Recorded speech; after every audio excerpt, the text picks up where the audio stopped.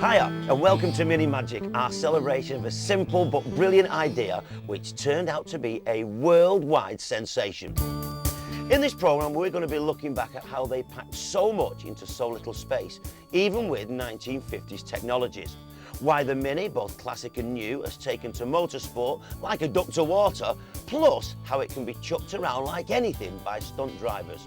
We're going to look at some incredibly beautiful customisations as well as some bizarre and rather fruity ones. And it's not just the Brits who are Mini mad, we're going to visit the Mini maniacs in the land of the rising sun. We'll also see how this little car has been celebrated in an even littler form because the Mini is one of the most popular scale models ever. Also in this Mini special, we'll trace the story of how BMW has improved and adapted the original Mini concept to become another generation of success in the 21st century. We're going to be featuring all this and more in the next hour, so fasten your seatbelts. That's of course if you have them in your Mark 1 Mini. And let's ask the first question. Just why was the original Mini magic for so many different types of people? The Mini was completely revolutionary. The engine was a different way around, the gearbox was a different place. The idea of a wheel at each corner made the car so stable, and the handling was absolutely superb in its day. This was a sensation of post-war motoring and gave its name, the Mini, to so many other things, mini skirts, mini cameras, mini everything else. It's the most efficient, effective, economical package for moving four people from A to B that anyone had ever come up with. It's just a fantastic little car. It's timeless, it's ageless. It still looks as good today as it did 40 odd years ago. I learned to drive on a Mini. A Mini's been with me throughout my motoring life. Parts are so easy to get for it, and it's such an easy car that you can sort of fix and work on in your garage, which is a bag of spanners. There's nothing you can't do with a Mini. So let's nail down the Mini history lesson. Back in the 1950s, car makers were terrified that the Suez fuel crisis would really put the squeeze on their products. So the race was on to create really efficient cars. Designer and engineer Alex Issigonis, famous for his back of cigarette packet creations, was obsessed by the idea of getting four people and their luggage in a car no longer than 10 feet. Of course, there were those little bubble cars putting about. The boss at BMC wanted to create a quality rival. Like he said, there's too many of these bloody little Watson cars on the road. And these tiny little microcars were suddenly everywhere. Everybody wanted a little Trojan or a BMW Isetta bubble car. And he said, we must do something about this. And that's what the Mini was originally designed for, and it succeeded. Alex Issigonis was seen as a brilliant visionary, but also as a potential loose cannon. He came to me and said, would you do me the pleasure of joining Alex Issigonis as his assistant? Quite frankly, he said, I'm rather scared of his ideas. But we've also got to give thanks to Chief Engineer Jack Daniels. Having parking problems with the Mini prototype at Longbridge, if he hadn't been sneaking into the boss's space, the Mini may never have happened. For a while I got away with it. But one day, as I happened to be going towards the car, I think, Lord happened to spot it. What's that bloody thing doing there? The rest, folks, is history. The world is growing smaller, busier, more clamorous. The world is growing more crowded because more people are determined to get from one place to another, whatever the effort may cost. Even the air is becoming a congested area. And all this crowding raises an apparently insuperable problem. This one. This family knowing all too well what it means waiting for a bus. The British Motor Corporation took this problem as a challenge. They realized that what such a family needed was a fast, safe, low-priced car that was fun to drive.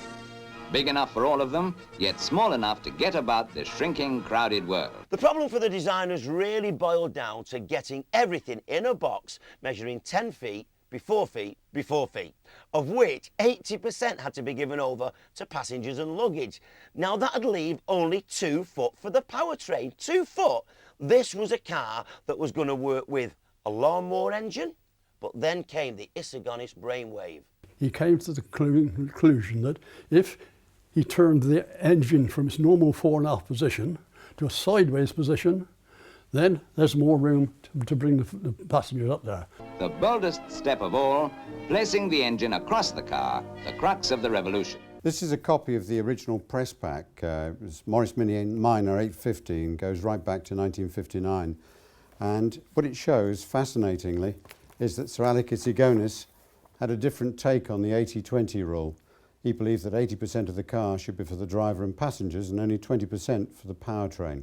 Isigonis was a genius. He created the car of the century. This car has just been voted by the world's leading car journalist the car of the 20th century.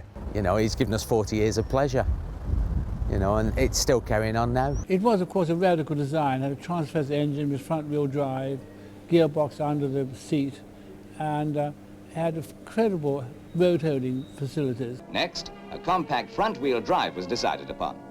And he also obviously had views on air conditioning, which together with the sliding windows showed the air slipping gently in through the front and quite easily through the rear. So on August the 26th, 1959, the Mini was born, although it wasn't actually called a Mini at the time. BMC was formed in 1952 as a merger of Austin and Morris, so it was launched as both the Austin 7, spelt like the caption, very weird, and the other version was the Morris Mini Minor. Intended right from the word go. The only basic difference was the radiator grille. Prototypes of all the components were made and assembled into a handmade body, and the first tests began. There are special instruments so that the test drivers can check performance and compare careful notes. You don't pull up for petrol very often in a car that does something like 50 miles to the gallon, even at a steady 50. But what interest the incredible sevens created at garages where they did stop, back at the factory, careful check is kept on how each component stands up to treatment far more grueling than any they would ever encounter at the hands of an owner-driver. Oh yeah? They obviously didn't know how much I thrashed my Mini. And the road tests go unremittingly on, weaving through boot-laced byways in Britain and blazing along the interminable ribbon of a German autobahn. No motorist in his senses would flog a car the way these test drivers thrashed the new baby prototypes, deliberately. Oh yes, I would. 66 miles an hour, 70 and faster, 72, 3, 4, 75 miles an hour. Surprising the lives out of the motorists they whipped past. Something tells me that this shot of the Mini overtaking the Beatles was oh so slightly staged. What do you think? Well, the man who was in charge of the Mini's launch was Tony Ball, who now runs an event management company in central London. He was the undisputed ringmaster of the whole Mini launch circus. I was given the exciting responsibility of launching this car, and I was just 23 at the time. I walked in and they said, "We're going to show you something rather unusual, young man." And they pulled back the curtain and there was the Mini. And they said, "What would you do if we gave you the responsibility for launching this car, young man?" And when I picked myself off the floor, I said, "Well, could you let me have £500? And they said, £500? That's more than the car is going to be sold for. What are you going to do with £500? I said, "Well, with £500, I'd like to build a giant top hat." Launch day came, I made the top hat open, and there against the black top hat and the white silk lining was this beautiful, beautiful, gently coloured Mini. And inside the car, I'd put, unknown to everybody, 3 of the biggest men, 2 ladies, one of whom was my wife, a baby who was my eldest son, 2 giant poodles, all the luggage you could possibly imagine, and all this had been crammed inside every compartment you can possibly imagine. And the huge pile of luggage, and here it is shown on the newspapers of the day. It was a novel and unique car.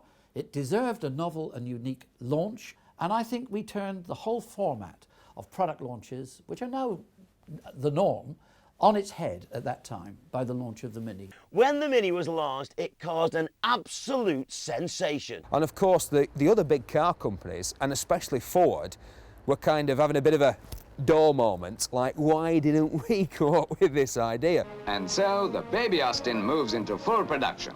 It has passed all its tests with distinction. Here, all the latest tools for speedy assembly are in use.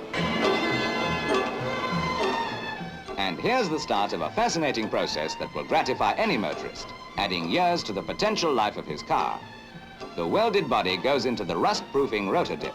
Blimey, this machine looks like something cooked up by Wallace and Gromit. A rotating rust-proofing what? But it does look impressive. The first Minis were full of wonderful idiosyncrasies. The battery was in the boot to save space up front. There was a starting button on the floor, and there was a full-width parcel shelf with just a simple speedo and a fuel gauge above it. The door handles were really simple affairs. Just pull the wire, and why have bulky window winding gear when sliding windows work just as well? Plus, the boot lid was designed to have extra luggage strapped to it, and the number plate was hinged at the top so it could still be read by PC Plod. And on the road, an excellent ride was assured by Sir Alex Moulton of Moulton Bike fame, who devised an independent suspension system based on, would you believe it, rubber cones. The rubber cone needs only a little damping, which gives it quite exceptional endurance. Do you know, gang, no matter how much we admire the classic Mini, you've got to admit that the design wasn't perfect in all areas. Sentimentality aside, the original Mini had loads of design glitches. They rust like billy-o. I mean, they can't have known at the time, but the design means that there are several water traps in the Mini. I mean, in the early days, you used to drill holes in the floor to let the water out, not let it in. It got so bad. The distributor cap and the plug leads were right in the front of the engine, right next to the radiator grill, or the rain kept coming in. So the dampness of the rain splashing against the distributor cap made the plug leads short, but it was cured by us devising the equivalent of a rubber glove that fitted over each of the individual plug leads. The classic Mini has always had its faults. You know, the heater either blows freezing cold or boiling hot and burns your shins. You get used to the smell of petrol as you're in the car driving around, which is a normal thing. So when you then drive in a car that doesn't smell like that, you think something's wrong. I remember being stopped by a motorcycle policeman outside Ruislip one day, and he said, the reason I've stopped you, sir, is you notice it's a wet road and your car's making 4 lines on it. Because the subframe was twisted at the back and it used to crab along the road. They kind of like it when things go wrong, because it's kind of that British determination to actually, keep on soldiering on in your Mini. I suppose that loving the classic Mini is a bit like loving your partner. Do you know what I mean, don't you, lads? She's always leaving the toothpaste cap off, and she washes the shirt that you've only had on 1,000,000 times, but you still love her anyway. If you have a fault with a Mini, it's just a Mini thing. Now listen, gang, we're going to take a short break now. Join us soon for some wacky Mini customisations, our homage to the Italian Job movie, and how BMW have taken the Mini concept forward for the future.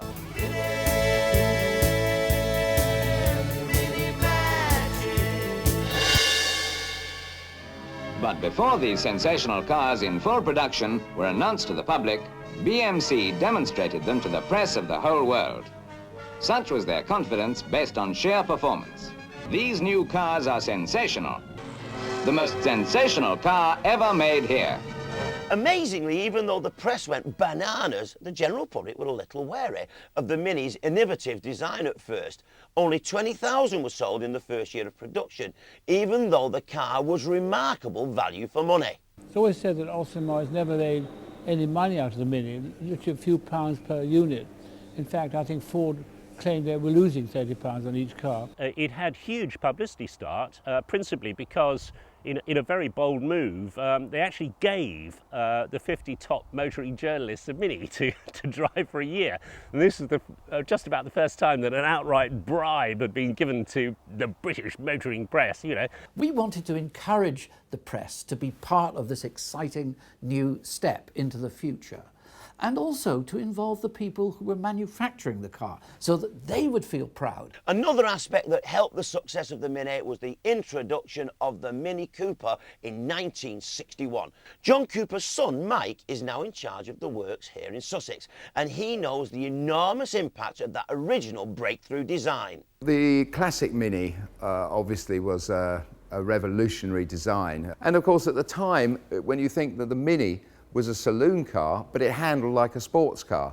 So it was ready to take on the world. And of course, in the rallying, being front-wheel drive was such an advantage in the icy and snowy conditions of the Alps, particularly in the Monte Carlo Rally. The Mini's design made it unnatural to be adapted for competitive motorsport. Obviously, in development with John Cooper and everything that he did with the car, it became a real success. The Mini must have one of the most comprehensive motorsport pedigrees of any car. It was rallied, it was circuit raced, it was one of the mainstays of rallycross, which is actually a sort of combination of off-road and tarmac racing created specifically for television. Very young people can start very early with sort of cheap motorsport because of the Mini. It's you know, it's a cheap car to run and to modify. It's fantastic. We entered the car into the Monte Carlo Rally, and it won it. It won the race. It won the Monte Carlo Rally because it was so practical. The little wheels sat close to the ground. It could corner, and it could add wonderful acceleration. This is Norman Grimshaw from Cheshire, who was in the British Vita racing team in the 60s and now has success racing historic touring cars in several Cooper S's of the period. Minis are good in motorsport for various reasons. The crowds enjoy the David and Goliath act. So we're racing against Ford Mustangs, Lotus Cortinas, GT Alphas. And on a twisty track, and especially if it's damp or raining, a Mini can really sort them out. To make a Mini handle, we deliberately make it oversteer, so that as you point the nose into a corner, the rear end comes round and you can get the power on very, very early, which makes it wonderful through the corners. Now the big cars, certainly the big old historic cars, like your Mustangs, like your Cortinas, are rear-wheel drive. They can't get the power down as quickly as we can. The Mini astonished everyone as to how much space there was inside. It was a very, very clever package. But what about all that luggage? Can they get it in? If you look at the original footage of the advertising material that BMC put out on television, it always showed a family of 4. And all the picnic hamper and the luggage and everything that they could get into the car. Yeah. The door pockets, the pockets in the rear, the boot under the rear seat, under the front seats, in the front pocket. There was loads of room, but it was a little cramped, I must say. We always had a roof rack, always had a roof rack, because there was no boot space and no carrying space. Yes, they'll pop underneath too. The front shelf is big enough for handbags, and there are the door pockets too. Although it looks like a small car inside, it used to take more than a room full of equipment to and from college in that time, stacked to the roof. And we're off. But for one Mini lover who wanted to store his car inside his holiday flat in France, it wasn't quite Mini enough. It was only when we got down there, and here's the photographs of us getting into the flat, that I found that the car is wider at the front than the back, and nobody had told me that. I'd measured it across the back of the car and found out that it would fit through the doors that I'd got in, the pair of entrance doors to the flat. We opened the doors, we reversed the car back and crunch. But we eventually, cutting a little bit more, cheese paring, we finally got it done and reversed the car into the flat. And if you look in one of these other photographs, there's the car actually in the middle of the living room. At least the size of the Mini made it manageable to work on, even in an average home. And I rebuilt the engine in my kitchen. I rebuilt the gearbox in the hall, and the clutch housing was propped up at the bottom of the stairs. And my wife was deeply distressed about the whole thing. And then I put it all back together again and bolted it all up, and then discovered that the whole unit was too heavy to lift.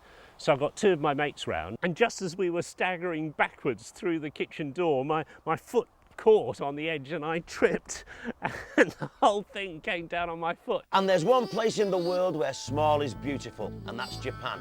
And guess what? They love the Mini. In Japan, they've got a tiny packed island with huge financial disadvantages if you've got a big car. So the 10-foot Mini has gone down a storm with our Japanese friends who got introduced to the car thanks to a problem of what to fill empty cargo ships with. When the boats were going back to Japan, Mr. Botner, who was running Nissan Datsun in those days, decided to fill the boats up with old Minis. And of course, suddenly there was a lot of old Minis being sent into Japan, and the little car, they wanted something British. They wanted anything that was sort of mini skirt, Carnaby Street, and it really went down a storm in Japan. Did you know that in Japan, not only do you see Minis everywhere, there's even a fanzine called Mini Freak, and we caught up with the editor. Our magazine circulation is about 30,000, so there must be as many Mini Freaks in Japan. When I first saw Mini, it was a long time ago. I was still a student and I bought my first Mini. I just loved every one of them. In Tokyo, they love the Mini so much that to celebrate the new model, they opened up the so-called Studio Mini complex, including an art gallery, a showroom, a bar and a restaurant. I wonder if they serve Mini portions. The Japanese Mini Cooper owners belong to the Japanese register, and we took the chairman out for his first spin in a new Mini to get his impressions around the streets of Tokyo. Very German car, I think, basically. Because I know the BMW.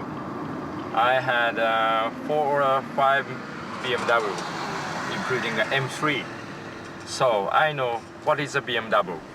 But design, it looks like Mini. It's no wonder, you know, that they went Mini mad in Tokyo. This little car was designed for the mean streets of London. Even jam-packed London's no real problem. You thread your way through the traffic with complete ease.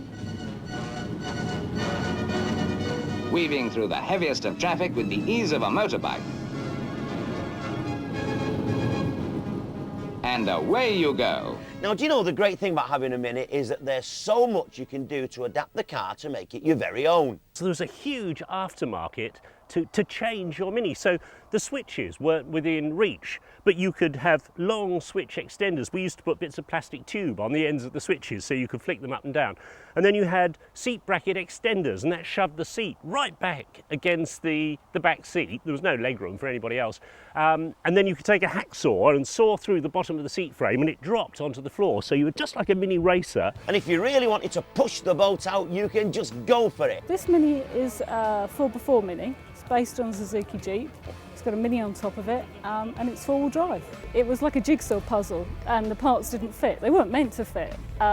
So it was overcoming how to fit the clutch from a Suzuki to a Mini, and the wiring and all sorts of complications like that.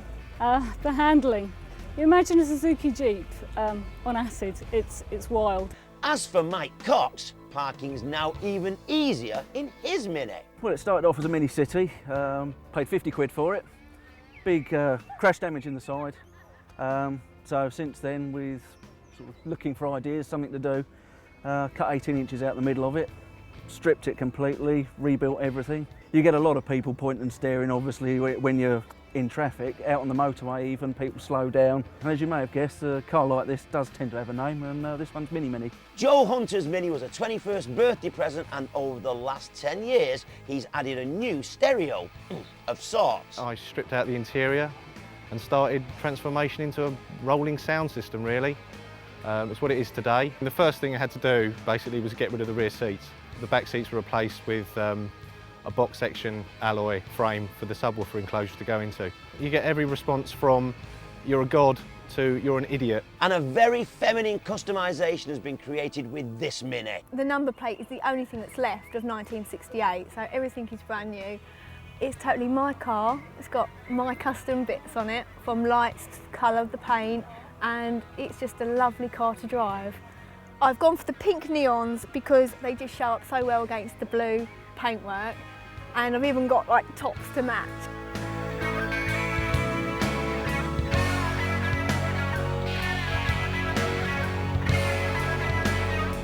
But if we wanted to see a very curious Mini customisation, check out this motorised fruit. This is a Mini. This is a 1972 Mini built for one purpose, promoting the product. It is a hugely different car. It's a Mini, Jim, but not as we know it. It's a novelty car, but it's not much novelty when you're driving it. It's slow, it's horrible, and you really, really don't want to speed up too much because huge high centre of gravity, you could run the risk of rolling if you have to hit the brakes too suddenly. Yeah, it's a Mini, but it's not very appealing. We parked it here because it ran out of juice. I didn't want to take it on the road because everyone was taking the piss. Well, it may be an orange, but at least that's one car that's no lemon. The Mini, both classic and new, is such a brilliant car for customising just the way that you want it. And Mini Sport at Burnley in Lancashire is one of the biggest outlets with ideas galore on making your Mini stand out from the crowd, both in looks and in performance. The aim of the company now is to keep this superb little car, the car of the century, of the 20th century, going as long as possible. Everything that anybody could ever want for their Mini. On the Cooper here, we've changed the interior completely. A total redesign of the seats to make them a lot more sporty, a lot more comfortable as well. This is one of our modified cylinder heads that we've just taken off the shelf, ready to go out to a client. We've gone with the silver handbrake handle, a matching gear knob. To complement the performance engine, we do a full range of performance exhausts. We've done a range of aluminium bezels. It is designed to adjust the suspension on a Mini. You adjust it as high as you want or as low as you want. The classic design rally lights on the front. We've used the classic Cooper S Monte Carlo winning and taken that design. These will fit on the tunnel underneath the heater. They're a beautiful addition to any car. Anything and everything. What great customisation ideas. And do you know, if you've got a classic Mini, you may be a little sad that they don't make it anymore. But we know of a place where they've got many of the machines from the original production lines to help keep those classic cars running. It started back in 1979 as part of BL as was, with the concept of making sure that parts were available for owners of older cars. The person who's got a rusty old Mini like this one, which is not particularly good and he's not proud of, he can get a new shell, repaint it in a different colour if he wants to, or the same colour, and make it into almost a new car, exactly his car. We focus mainly on the difficult to make parts, sheet metal parts, components, wings, doors, boots, panels, bonnets. These are all the original assembly jigs as used at Smithson's in Birmingham, right from the first Mini build, body build. I think there is no such thing as a typical customer except in their enthusiasm for the product. In this bay here we're building the subframe, the Mini rear subframe, which is the second most critical part on the vehicle. And as you can see, it's made from totally original componentry right down to the Mowog nameplate. I was fortunate enough to be an Austin apprentice at Longbridge before the Mini was launched, and I even met Alec Isigonis at one time, which was a major privilege. Here we have 3 completed Mini body shells. There are 2 Mark IVs and a Mark V. They're painted at Longbridge in the original plant and process. In October 2000, the production of the original Mini ended, with almost 5.4 million cars having rolled off the line. So how did BMW get involved in the design of the new Mini? Well, of course, they bought Rover, and in 1995 they'd started work on the then called E50 project. Then this curious ACC30 concept came on the scene. Was this going to be the shape of the new Mini? Really, the ACT30 was an MGF because it was a mid-engine car and it was only a 2-seater. So it wasn't really going to be the world car, but as a design concept, it was a very pretty little car. Then in 1997, on the eve of the Frankfurt Motor Show, BMW called a press conference. And guess what popped out on stage for our cameras?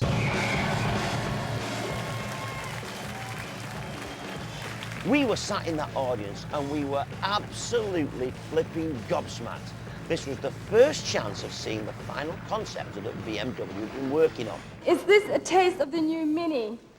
This isn't a taste of the new Mini, Sonia. This is the new Mini. Wow. This is the real thing.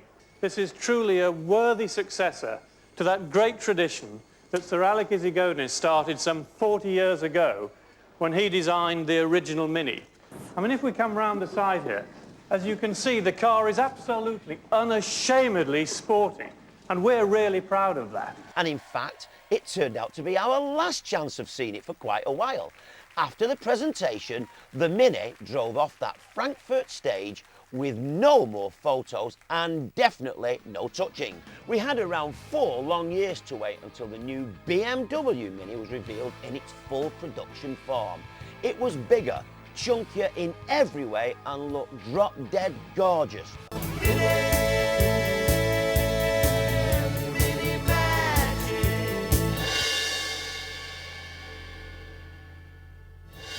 Hiya, I'm Mike Sweeney and welcome back to Mini Magic. The reason that BMW had taken so long from concept to production with the new Mini was that nothing could go wrong with this project. Too much was at stake. This was more than a car, this was an icon.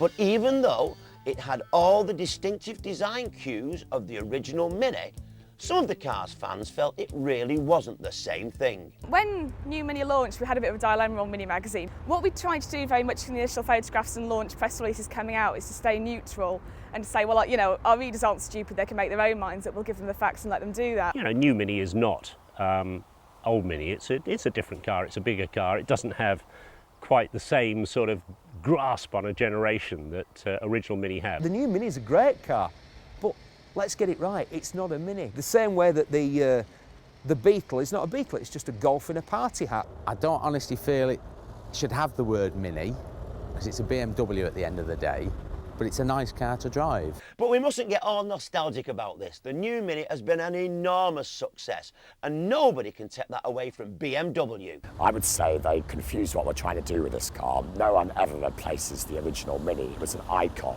I've got to say, I think it's a shame that a few classic Mini owners have poured scorn on the new model, refusing to recognise the new German design. I don't think it's a nationalistic thing. After all, if we're going to split hairs about this, we've got to remember that the original designer, Sir Alec, had a German mum. Live and let live. There's room for both of us, and I'm glad that when I'm driving my Mini, old Mini owners give me an occasional flash of the lights and a wave, which is nice. So let's just admire the team that's tried so hard to keep the spirit of the classic Mini and embody it in a new, safe, comfortable design that's going to keep the legend going for at least another 40 years. I'm a classic Mini fan, and I'm also a fan of the new car because I'm a motoring fan first and foremost, and I love cars, and I think that the new Mini is a cracking car. Some people would say that the BMW Mini is not a real Mini. My question to them would be, what is a real Mini? The BMW Mini has all the handling characteristics of the original Mini, so really it carries all the charm facts that the original one had. You couldn't possibly design a car to go in the original dimensions of the original car because of all the safety configurations and restraints that are put on manufacturers these days. It drives in the same way sporty like the old one, but it's an adult now. You have all the safety features on board, and you have more space and all the comfort of today's up-to-date car. Now there's only one little thing that I wish they'd carried over from the old Mini. The new Mini has an astonishing retro interior, but wouldn't it be brilliant if they'd brought the old green flashing stalk back? The new Mini comes in 3 petrol-driven flavours, the One, the Cooper and the Cooper S. But if you fancy even more power under your pedal, Mike Cooper has a works kit that you can get an astonishing 200 bhp out of your Cooper S. But how does he do it? Together with the supercharger and the cylinder head, we changed the ECU programming. This is done for fueling and ignition. And the final element really is the exhaust system, a new exhaust system which maintains the correct back pressure, but also gives a great noise inside the car and a fantastic noise outside. Every conversion comes with its own unique engine plate. You get your own engine cover, and of course the badging that subtly tells everybody that you're driving something special. The fact that John Cooper Works has been with BMW all the way with the new Mini has now paid dividends with events like the exciting Cooper Challenge. We thought, well, let's get back into motorsport. The name Cooper is obviously synonymous with motor racing, and we really wanted to get the new Mini back on the racetrack and try and sort of copy some of the fantastic success that the old Mini had and still has to this day. So we decided to get a one-make series together. They can then go racing at the weekend, and most people drive them to the circuit, and hopefully most drive back. Now, the classic Mini's heyday coincided with the release of one of the greatest films ever made. Cue dodgy Michael Caine impression. Hang on, lads. I've got an idea. It starred not just Michael Caine and Noel Coward, but 3 very cheeky little Mini Coopers. Matthew Field from Bournemouth is the author of the definitive book detailing the making of the Italian Job. I can remember my dad sitting me down when I was 5 years old to watch it, and I was completely engrossed in watching these Minis race downstairs, through sewers, you know, across buildings. And did it actually go upside down in the tunnel? You know, nobody actually knew. Troy Kennedy Martin wrote the script with the Mini in mind because he said it was cheeky, it was fun, it was laddish. It's what the new Britain was all about at the time. We now revere it, but do you know no one's heard of it outside Britain, including the Italians? At one point, and you're not going to believe this, Minis were not going to feature in the Italian Job at all. It was going to be Fiat 500s. Not a lot of people know that. What you will know is that there's a new Italian Job movie out. It begins in Venice. It's all about Charlie Croker and his mob doing a heist. One of Charlie's guys had double-crossed them, and he takes all the gold back to Los Angeles. So the plot of the new film is about how are they going to get the gold back off these people, and they plan the heist and they do it, and there's obviously escape through downtown Los Angeles with the Mini Coopers. We feel the film, it's strange to call it a remake because of course it's got no connection with the original film apart from the title really. What I can say about the film is, though, that the Minis in the film will be absolutely fantastic. But the daring stunt exploits by the Mini Coopers in the original Italian Job are recreated these days by the legendary Russ Swift at various shows around the UK and throughout the world. Russ shows us how to do a bit of nifty J-turning and parking with millimetres between the cars. Well, Russ and his team have discovered that the new Mini is just as brilliant for performing eye-popping tricks.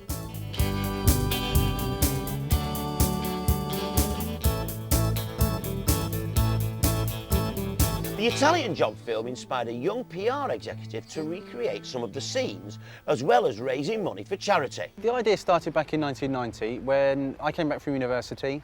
I was at university in Italy, and we decided we wanted to try and do something for children in need that very first year. Being a hard-up ex-graduate, I had no money and a £15 Mini.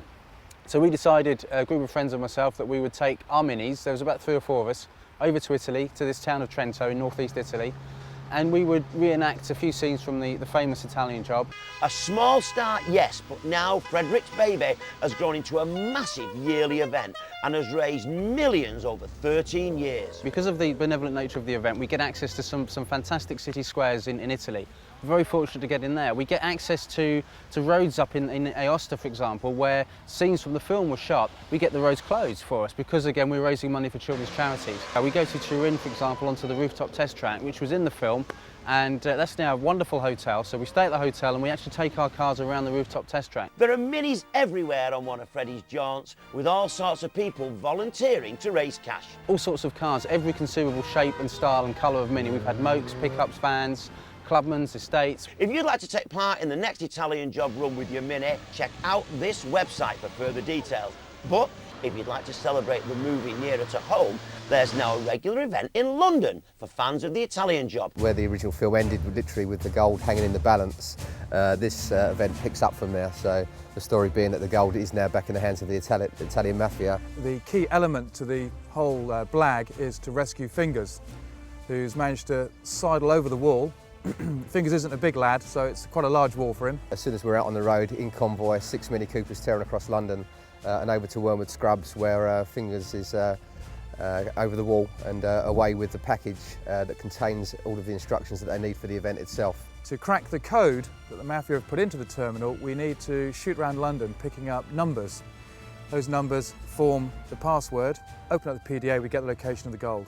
The organisers give you helmets, clobber and tools to do the heist. Everybody's really encouraged to get into the spirit of things, so everyone has walkie-talkies. We have the blue boiler suits with the baseball bats for everybody, just in case things get a bit tasty. People are just stopping, staring, wanting to know what's going on, and there's just a real buzz. It's a car that brings out the devil in you. It makes you want to drive faster than you really should be.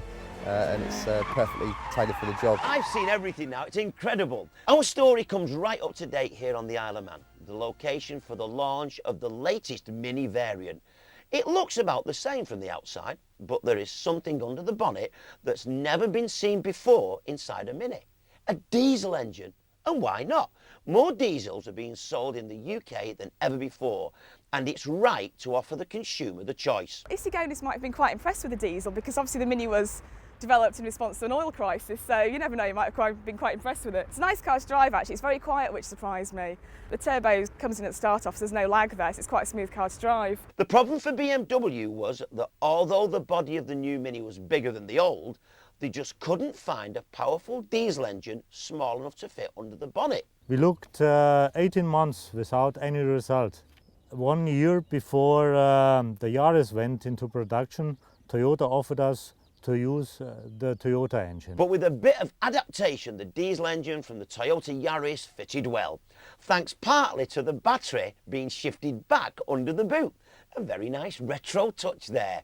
Plus the diesel version takes the 6-speed gearbox from the Cooper S. It's very comfortable if you are able to shift into 6th gear and to lower the revs below 2000 RPM. One way that emphasises how much we all love Minis is by walking into any model shop. We visited the Corgi Heritage Centre in Rochdale to see how the Mini has been immortalised in miniature. As far as the model world were concerned, the various manufacturers were quick to catch on and started producing Minis in model form. If anyone's thinking of starting a model Mini collection today, really, they're going to be spoilt for choice, because there's Minis available from probably as low as 50 pence up to 500, 600 pounds plus in model form. Dinky did a particularly nice Mini from I think a TV series called Stripey the Magic Mini. That is particularly rare. In fact, across the time, things that have been done for TV and film, like the Italian Job, the Beatles Psychedelic Mini, etc., have proved very, very popular as far as collectors go. Now, whether it's for sport or for posing, the Mini has been great for both. And testament to this is the fact that there are 469 Mini clubs today in the UK alone. Here's a lovely example we found at Bewley of a 1965 Radford Mini. Harold Radford had a company which completely converted Minis. One thing they did to make it much more unusual was to cut away the back of the car above where the boot lid is and allow the back seats to fold flat in order that you have like an estate effect, which is what they call a Radford hatchback. That extra storage came in very useful for a certain Mr. Ringo Starr, who used his Radford Mini to cart the Beatles drum kit around in. If you want to see what you can really do with a Mini, check this out. I think the Mini, as said by many, is a timeless classic. It has a personality of its own that no one can quite put their finger on. It means something special to everybody in their own special way, and Minis have been converted in many different ways across the world. Red Bull's got around 2,000 of them across the world now, and consumers react to them in a wonderful way. It's a great car. The problem with having a giant drinks can welded to your Mini is that it's a bit of a problem in high winds. All the Minis are converted in Austria by a company called Lagermax, and basically we take out the boot and the back seats of the Mini and they're converted into a fridge, because what we're looking for is actually, rather than the promotional vehicle, a mobile cooler. And the new Mini is a great canvas for body customisation, just like the classic. Look at these fantastic paint and transfer jobs from America. Mini USA pays tribute to the Dukes of Hazzard in this eye-catching design. This one in the patchwork colours of the classic TV series The Partridge Family. This Mini is in honour of stunt rider Evel Knievel, and I guess the distinctive white stripe gives this one away. Yep, it's what Starsky and Hutch would drive if they were patrolling the mean streets today. Listen, gang, I really hope that you've enjoyed our little celebration of this remarkable, classless piece of automotive engineering. Before we go, let's round up the reasons why this little car has made such an enormous impact on our world. It's unique for a car to survive for 40 years in production and still give pleasure to so many people today. There are something over 500,000 Minis around the world, somewhere, someplace.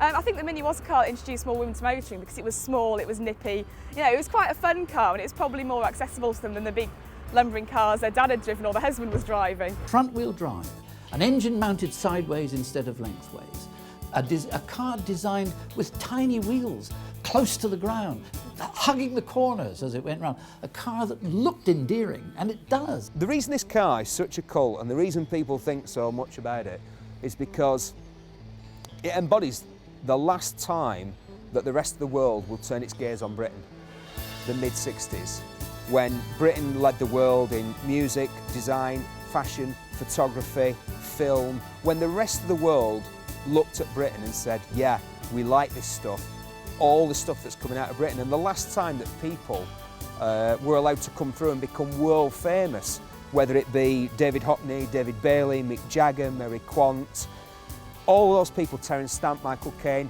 For the first time in Britain, working class people could aspire to reach the very top in what they did. We will always return to the time when this car was born because it was the most creative time in this country that there's ever been. Look, we're right out of time, so thanks for watching. I'll see you soon. Take care, and take care of your Minis. See ya, ta-da.